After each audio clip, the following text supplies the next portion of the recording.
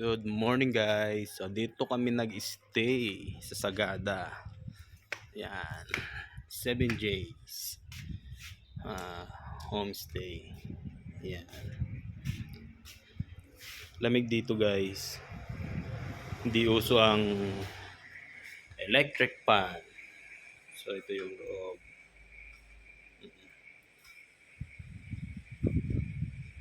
Yan. Terrace. Yan. Kung gusto mong mainitan ito, labas ka rito para kahit pa paano maarawan ka. Kasi sobrang lamig talaga. Ayan. Ito yung lugar nila. Dito sa Mountain Province. So, yan. So, iakyat ko kayo kung saan ako nag-stay. Sa aking room. Ayan. Iakyat tayo. So, ayan. Ito yung rooms. So, ayan. So, merong 8 yatang kwarto nandito. So, dito pa tayo. Akyat pa tayo sa taas. Ang cute dito. Ayan. As in. So, dito naman ako nag-stay. Ayan. Pero okay din. Kasi, at least kahit pa paano, medyo mainit-init. Kasi merong araw dito. So, yun. Cute ng ano sa labas. Ayan. Kitang-kita mo yung view lahat sa labas. Tapos, yun. So, dito pa lang ako nakapagkumot. Sa atin sa Manila, hindi ako nakapagkumot. Dito talaga mapipilitan kang magkumot. So, yun. Makapa na tayo.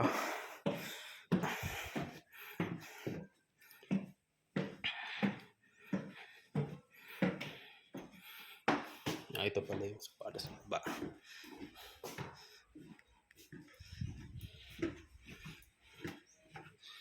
Ayan.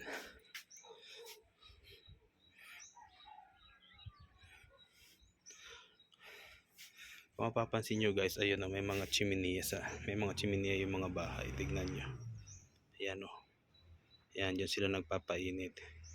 Kasi sabi ko sa inyo, malamig talaga rito. Ayan. May mga chiminea sila. Saan pa ba? Saan pa ba? Ayun, ayun. Saan chiminea yan? Ayun, may chiminea din sila. Ayan o. Ayan. Para mainitan din sila. So, lalabas tayo. Ayan.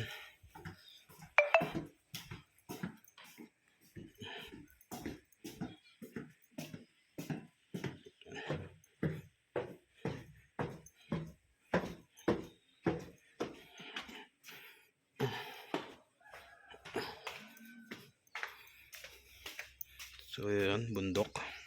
As in mountain. Ayan. Ayan. Kung papansin nyo guys. Ayan o. Yung mga bahay dito may mga chiminea. Ayan. Oh. Ayan o. Ayan.